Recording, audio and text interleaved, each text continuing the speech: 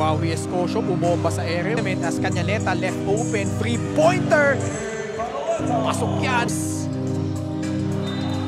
And ball with Pingris. Bet. Battle for the loose ball, Pingris, and in the postseason. Grabe. Ang resume nito ni Coach Boyd Fernando. Gonna be called for an offensive foul. Finish there. Using the sidestep. Starting high. Amboy, no. Poy Yaktubs. Sidestep. Another trip. Mark Pingris napakamot na lang sa ulo at Poy Yaktub nag-flex pa. Step back and kiss myself. Big time plays, big time plays.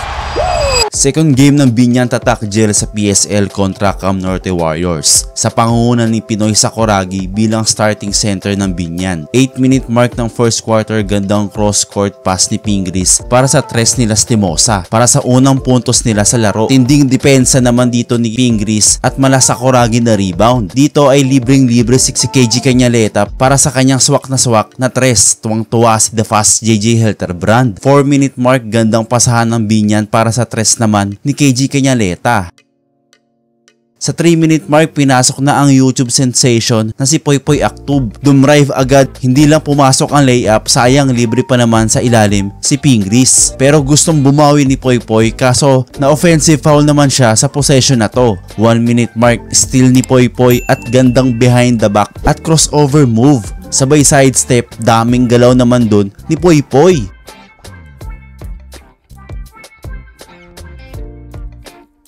Biglang ginanahan si Poy Yaktub, taas ng talon, kumuha na offensive rebound, sabay puntos. Last possession ng first quarter, buzzer beater 3 ng Binyan. Nagtapos ang first quarter sa score na 28-16. Coming to the second quarter, 3 points agad ang pinakawalan ng Binyan galing kay Jimboy Estrada. 4-minute mark, naghalimaw ang Calvin Abueva ng PSL, tinding offensive rebound at end one play ni Gimbayan.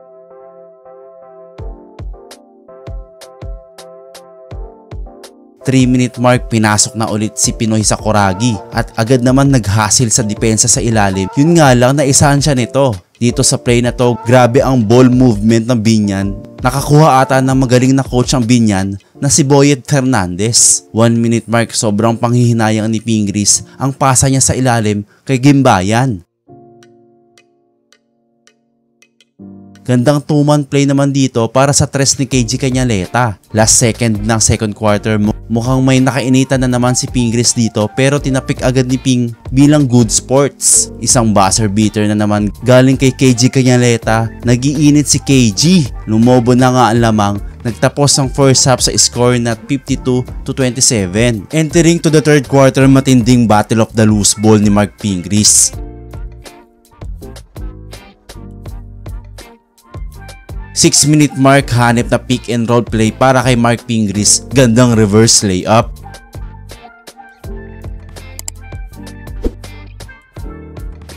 Dito sa possession na to, pinilit ni Lastimosa ang tira niya imbis na mag-extra pass sa fast break. Napakamot na lang sa ulo si Pingris. Pero bumawi si Pingris sa gandang pasa niya kay Lastimosa. Pinipilit makabalik ng Cam Norte sa pangunan ni James Martinez. Pero nakakasagot agad ang Binyan at kontrolado na nga ang Binyan ng buong laro. Nagtapos ang third quarter sa score na 69-49. Dito sa final quarter, 3-minute mark na lang ulit pinasok si Poy Yaktub. At kita sa kanya na medyo nahihiya pa ito sa laro niya. Dahil tambak na ang game, pilit nila pinapadrive si Poy para na din sa mga fans. Pero lagi naman siya dito pinipigilan ng Cam Norte para iwas highlights. Dito sa play na to, tinirahan sa mukha si Poy Yaktub ni Wong at agad naman gustong bumawi ni Poy pero hindi pumasok ang tres ni Poy. Halatang nangangapapa si Poy sa sistema ni Coach Boyet Fernandez. Natapos ang game sa score na 95-66, panalo ang Binyan Tatakjel. Actually coach, yung big time plays, inano ko nag-comment ako din sa kanya. Big time plays, shoutout pala sa YouTube channel ng Big Time Plays, thank you so much. Amazing! Bawal malate! Bawal Mga eksena. Pogi si subscribe nyo sa Big Time Plays, di ba? Pang Mr. Pogi yan dati yan. So, talagang napakataas ng mga views na ngayon ni Big Time Plays, kaya congratulations sa'yo, bro.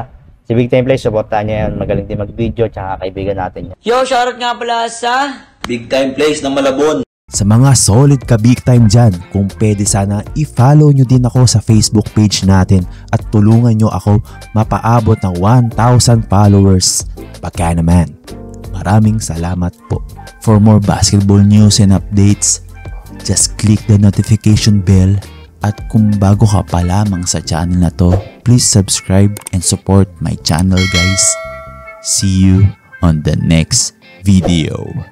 Let's go! You don't like NBA basketball!